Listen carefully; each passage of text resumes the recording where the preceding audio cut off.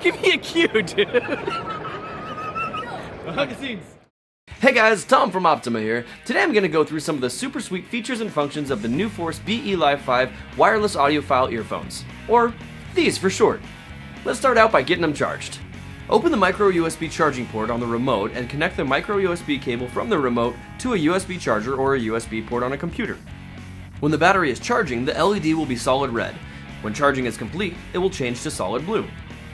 The BE Sport 4s are IPX5 sweat-proof and water resistant, but be sure to fully close the charging port before use.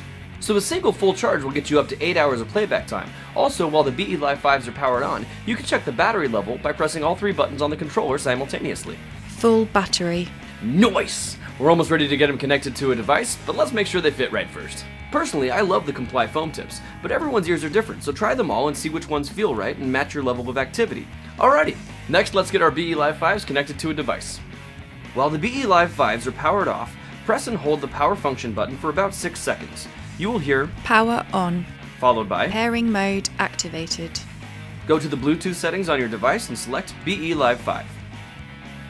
Awesome! Now the remote only has 3 buttons, but check out all the functions they serve.